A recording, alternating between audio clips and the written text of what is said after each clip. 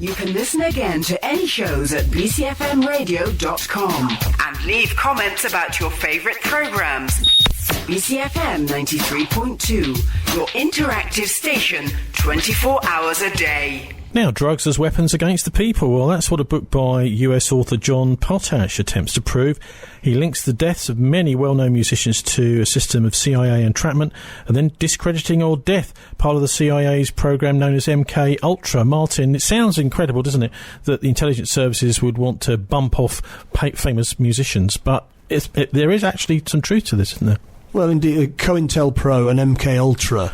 COINTELPRO was run by the FBI, MK Ultra by the CIA. They were very worried by the social turmoil of the 1960s, the kind of questions that were being asked, people not believing the authority anymore, questioning things more than they'd previously done, and they did react. They reacted in all kinds of different ways: blackmail, assassination, feeding people drugs, attempting to destabilise them mentally, and so on and so forth. And the evidence, again, is overwhelming that this is what was going on. And of course, what tends to happen is people say, oh, well, that went on in the 60s and the 70s, but things have improved now. No, they haven't. They've got worse.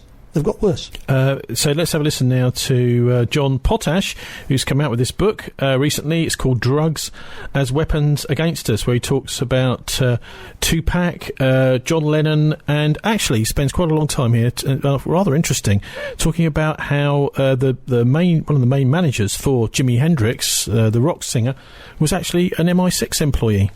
I found all the evidence of police foul play in attempts to end Tupac Shakur's life.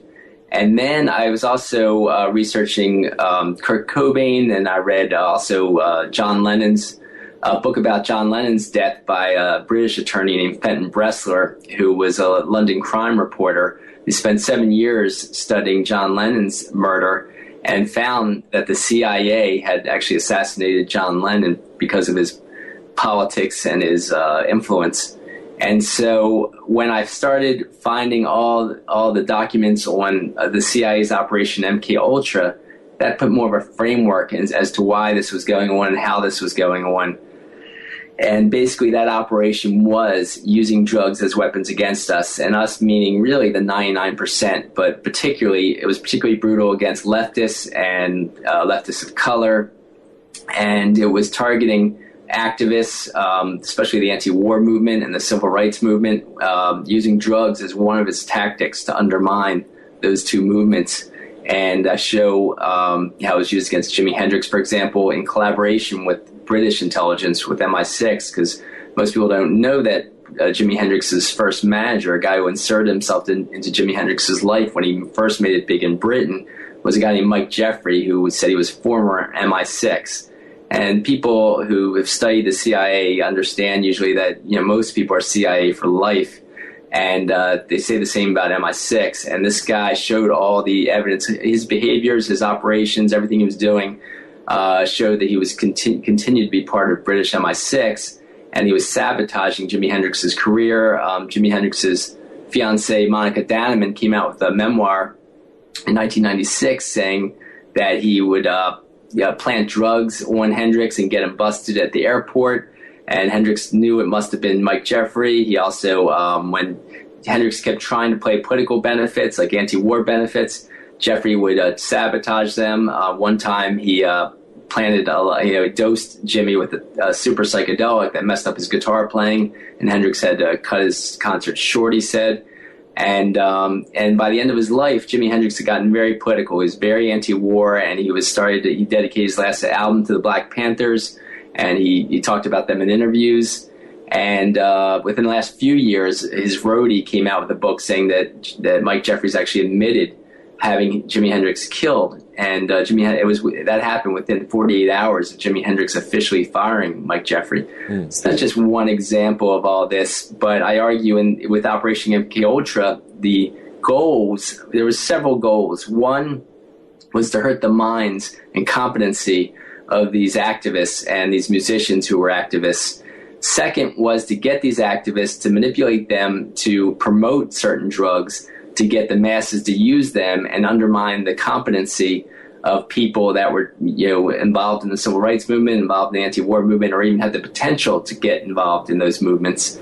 And another reason, another thing they were doing with that was the fact that U.S. intelligence documents said one of our goals with LSD, which was the most used drug with Operation MKUltra, was that they found that when people used LSD, it was more easy to manipulate them. And so those were some of the goals of using these drugs. There's John Potash there, who's the author of Drugs as Weapons Against Us, Martin. It does sound incredible, but, intelligence agencies apparently take quite a lot of interest in the lives and deaths of some of the most famous musicians of the 20th century. I don't think there's any doubt about it that they didn't like John Lennon, for example. He tried to get US citizenship, a green card, loads of times, and eventually he got it, but they were very, very reluctant to give it to him because his outspoken views on the Vietnam War. And at the time, the mentality at the top was very clear. These people will have to be dealt with, and we're going to deal with them. And if people think anything's got any better in the interim, they'd be completely wrong. I think what we've got is evidence going back to the 60s and the 70s now for what went on at that time, which sheds a very interesting light on where we are now. And, of course, we know, for example, the Iran-Contra affair, that the US intelligence services were heavily involved in the promotion of crack cocaine in the major cities of the US as a means of criminalising the black underclass so that they could all be locked up, and as a means of creating a slush fund to pay the Nicaraguan Contras to kill health workers in Nicaragua. And that's how these people operate. They are gangsters. They still are. Now, you're talking about the CIA's program of MKUltra there, and one of the real experts on the CIA is the Peruvian-born American filmmaker Alan Frankovich. So I found an interview with him by Alternative Views, the American news magazine that was going in the 1980s, and this is from 1982. Alan Frankovich filmed lots and lots of CIA operatives, and what he was doing, Martin, he was breaking down this kind of compartmentalised structure. So he would be interviewing various different people who really weren't supposed to know what the other ones were doing. That was quite an interesting technique, wasn't it? It is, and of course Frankovich had a very mysterious death himself in the Houston airport. But anyway, let's have a listen to see what Alan Frankovich said the CIA was really all about. The reason the CIA exists is not to keep these covert operations secret from the countries that are being targeted, the Nicaraguans. These operations are secret to keep them from us and to preclude our deciding what we want our foreign policy to be. And so it becomes moot who you vote for anymore, because the presidents are still going to go on using this secret instrument. And that's why I think the issue of covert operations of the CIA is critical. You said it's moot. You said there it's moot who you vote for. Again, we're having that. But this is a bit, it makes you wonder how the world really works if there's no point in voting because these people are actually really running things behind the scenes. I think there is a point in voting, which is why they assassinated people like Kennedy, Martin Luther King, Robert Kennedy. They were potentially working within the system, going to challenge the system. I mean, Kennedy said, I intend to smash the CIA into 1,000 pieces, but it wasn't the CIA that was smashed into 1,000 pieces, it was his head. Well, one of the best types of people to ask about this are former CIA people themselves, and one of them, one of the most senior ones ever to be a whistleblower is Victor Marchetti. We were supporting every half-assed dictator, military junta, oligarchy that existed in the Third World, as long as they promised to somehow maintain the status quo, which would, of course, be beneficial to U.S. Geopolitical interests, military interests, big business interests, and other special interests. Well, I mean, do people not know that the CIA overthrew scores of democratic governments and other governments that they didn't like? Surely that's common knowledge, isn't it? It ought to be common knowledge for David Cameron going on with his extremist ideology. Don't we know that this is what goes on? Of course we do. Another whistleblower is Philip Agee, and he takes a stab at finding out what happens and what's the strategy when the CIA actually get caught out. They get caught in the act. have government agencies like the Congress, the Senate Committee, for example, to oversee the CIA, talking about the agency now being under control and that the abuses of the past have now been eliminated, as if the agency wasn't under control all along, and as if what they call abuses weren't ordered by presidents. The main argument is not with the agency, which is an instrument for policy execution, but the main argument is with the president and the people outside the CIA who determine the interests which have to be protected and how, who determine American foreign policy and then call upon the CIA and other agencies to execute that policy. To execute that policy, I think he's going to say there. But when what he's saying actually is quite important, isn't it? And as an insider, former insider, he's saying actually these things are ordered by the White House. It's just it's all denied.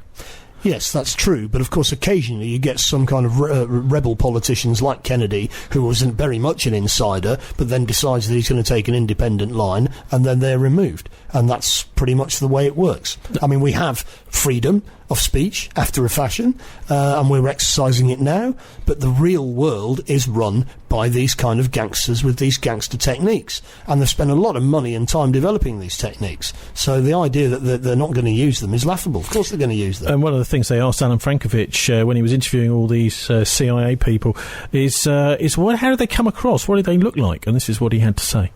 It's like talking to a bunch of insurance executives. They look at themselves as technologists. In other words, this is a technique for destabilization and destroying. They never have to face the moral consequences, and you're dealing with a kind of Rotary Club version of a Gestapo. They're smiling, they're affable, they're open. I could say that I got along very well with everybody I interviewed in the film. And one of the things he's saying there is these techniques, they're developing these techniques for destabilisation, I suppose. The idea is that you can destabilise groups in your own country and also abroad. Yeah, I mean, one's reminded of Hannah Arendt's phrase, the banality of evil. I'll bet you the real Gestapo were quite friendly, nice to their children, and good to meet in the pub. On to another story, sort of international stuff, Martin. I mean, you can bring up whatever you want, but I look over at what's been going on in Ukraine. Do you want to just tell us a little bit about what happened in Odessa? Because this was quite a horrific killing of quite a lot of trade unionists, but actually in a trade union headquarters. Well, they weren't trade unionists, they were protesters against the new regime in Kiev. Well, basically, Odessa is a largely Russian-speaking part of Ukraine. It's not part of one of the two self-declared republics.